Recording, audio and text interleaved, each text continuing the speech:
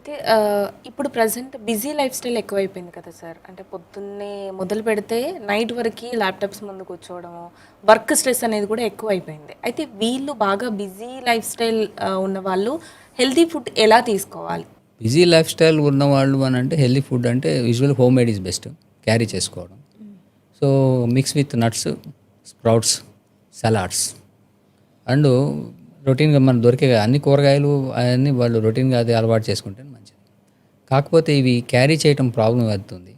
They feel something abnormal, ఏంటంటే కొంచెం polished life style కాదనుకుంటారు అలా అన్నం తినటం అవి. సో ఫాస్ట్గా అలవాటు అయిపోయిన ఈ బేకరీ ఫుడ్, క్యాంటీన్ ఫుడ్, టక్కున వచ్చే చిన్నవి అవి తీసుకొని బతికేస్తుంటాం.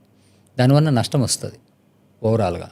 So is always better to eat our staple the old style ఫుడ్సే వాళ్ళకి హెల్ప్ఫుల్. సో వాటిని క్యారీ చేసుకోవటం అంటే వాటిని ఈజీగా కూడా చేసుకోవచ్చు. ముందే మిక్స్ చేసేసుకొని రోజు ఒక ఐటమ్ అన్నీ ఒకరోజే తినాలని లేకపోతే సింపుల్ 1 బాక్స్ తీసుకోవడం తినేయటం బెటర్. అయితే ఇందులో ఏంటంటే ఎక్కువగా తినకుండా ఉండడం కోసం కూడా చూస్తారు. రెండోది ఈ మధ్య ఫుడ్కి మనం ఈ ఫాస్టింగ్ అనేది కూడా చేస్తున్నారు. దానికి సంబంధం ఉంది. సో ఫాస్టింగ్ అనేది మనం ఏంటంటే మన కెలోరీస్ ఎనర్జీ ఫ్లో సెల్ లెవెల్లో తగ్గిస్తాం. సో సెల్ లెవెల్లో మన ఎనర్జీ ఫ్లో ఎంత తక్కువగా ఉంచితే అంత మంచి జరుగుతుంది మనకి. సో మనకి చాలామంది చెప్తారు అర్ధాకలితో ఉండి వాడు పని చేశాడరా అంటారు. అర్ధాకలితో ఉండి పనిచేయడం అనేది అది కాన్సెప్ట్, మంచి కాన్సెప్ట్. అర్ధాకలితో ఉన్నవాడికి ఆరోగ్య సమస్యలు రావు. సో ఎట్లా అంటే ఐసీయూలో పేషెంట్ సిక్కుగా పడుకొని ఉంటారు. స్టడీస్లో వాళ్ళకి ఒక 30 కిలోరీస్ per KG body weight, 40 కిలోరీస్ per KG body per day ఇచ్చారనుకోండి, వాళ్ళు ఎంతమంది బతుకుతున్నారు? తగ్గించేసి 18 kilo calories per day per KG ఇచ్చారనుకోండి, వాళ్ళు సో తక్కువ ఇచ్చిన వాళ్ళు బాగా బతుకుతున్నారు. సో ఓవర్ ఫీడింగ్ అనేది బాడీకి ప్రాబ్లం చేస్తుంది. సెకండ్, మనకు అవసరమైనప్పుడు ఈ ఫాస్టింగ్ చేయడం అనేది గుడ్. సో ఫ్రీక్వెంట్గా మనం చేయగలిగిన కెపాసిటీ బట్టి ఒకప్పుడు వచ్చి సార్ ఇలా ఎలా ఉండేదంటే ట్రెండ్, మీరు రాత్రంతా పడుకొని లేచి పొద్దున్నే లేవగానే మీరు అంతా ఫాస్టింగ్ బాడీలో ఉన్న అన్ని డిప్లీట్ అయిపోతాయి కాబట్టి మీరు బ్రేక్ఫాస్ట్ చేయాలని పెట్టారు వెస్టర్న్ వాళ్ళు. ఈట్ లైక్ ఎ కింగ్ అని, లేకపోతే తినాలని తినిపించేశారు మనతో. కానీ మన వాళ్ళు ఏమంటారంటే మీరు ఇప్పుడు కాన్సెప్ట్లో ఏంటంటే బాగా ఆరోగ్యంగా ఉండాలంటే ఇంటర్మీడియట్ ఫాస్టింగ్, దూరంగా తినాలి, తక్కువ తినాలి. సో సెల్కి మనము ఎనర్జీని అసలు ఫుడ్ని సప్లై చేయలేదు అనుకోండి. So minimum to minimum 72 hours, అంతకన్నా ఎక్కువ ఉండగలిగితే ఇంకా మంచిది. ఓన్లీ నీళ్ళు తాగి ఉంటే ఈ బాడీలో ఉన్న ఫ్యాట్స్ అన్నీ వెళ్ళిపోతాయి, రిజర్వ్ బాడీ వాడేస్తుంది. లివర్ ఫ్యాట్లో ఉన్నవి, పొట్టలో ఉన్నవి, లివర్లో ఉన్న ఫ్యాట్స్ తీసేస్తుంది. వాడేసుకున్నాక బాడీ రిఫ్రెష్ చేయడం స్టార్ట్ చేస్తుంది. 24 hours, 48, 36 hours, 48 hours, 72, 90 అట్లా 96 hours.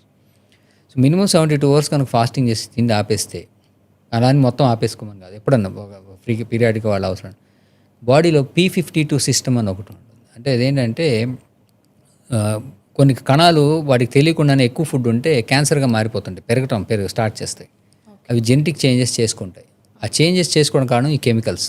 మన రైట్ టు డే కెమికల్స్ మనం తింటాము, బాడీకి ఎక్స్పోజ్ అవుతుంది. అలాంటి సెల్స్ ఏమైనా ఉంటే బాడీ రికగ్నైజ్ చేసి వాటిని చంపేస్తుంది. అది ఓన్లీ ఫాస్టింగ్లో పాసిబుల్. సో అందుకే పూర్వం ఫాస్టింగ్ చేసిన వాళ్ళు హెల్తీగా ఉండేవాళ్ళు. సో అది మనము ఇప్పుడు ఏమైందంటే ఫుడ్కి ఆకలికి తట్టుకోలేరండి అని అంటుంటారు చాలా. అదేంటంటే ఫుడ్ తినడం అలవాటు అయిపోయి వాళ్ళకి ఈ కంటిన్యూస్గా వాళ్ళ క్లాక్ని, ఫుడ్ క్లాక్ని మార్చేసుకొని బ్రెయిన్ స్టిమ్యులేషన్ మార్చేసుకుంటారు.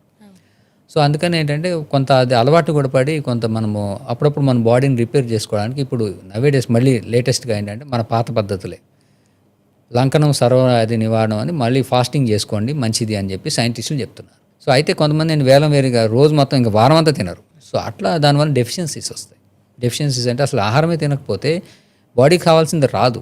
సో బాడీకి ఎంత కావాలో తినాలి, అవసరమైనప్పుడు అప్పుడప్పుడు మనకి పీరియాడిక్గా once in 3 months ఎప్పుడు మనము బాడీని రిఫ్రెష్ చేసుకోవాలి.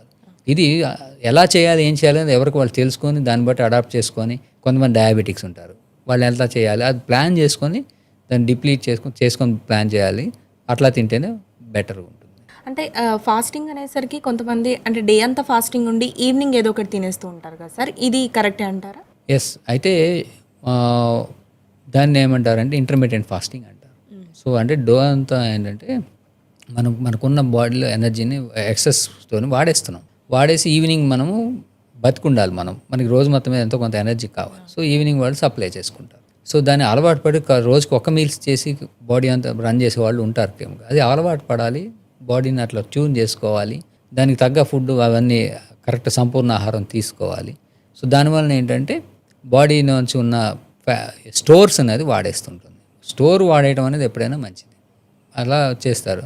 కానీ అది రోజు చేయాలంటే వాళ్ళు కొంతమంది ఇప్పుడు హమాలీస్ ఉంటారు, పనులు మోటార్ కొన్ని స్పోర్ట్స్ పర్సన్స్ ఉంటారు, కొంతమంది డైలీ డే టు లైఫ్లో హెవీ వర్క్ చేయాల్సి వాళ్ళకి అది సూటబుల్ కాదు. సో ఇప్పుడు కూర్చొని చేసేవాళ్ళు ఉంటారు, ఖాళీ వాళ్ళు వాళ్ళ లైఫ్ స్టైల్ని బట్టి, వాళ్ళ అవసరాన్ని బట్టి, వాళ్ళ ఆరోగ్య పరిస్థితిని బట్టి వాళ్ళు కొంత అడాప్ట్ చేసుకొని విచ్ ఈస్ హెల్దియర్. కావాలంటే అవసరమైతే వాళ్ళకి తెలిసిన వాళ్ళతో ఒక కౌన్సిలింగ్ తీసుకొని వాళ్ళ ప్రిపేర్ చేసుకొని దాన్ని బట్టి వాళ్ళు ఫాలో అయితే బాగుంటుంది.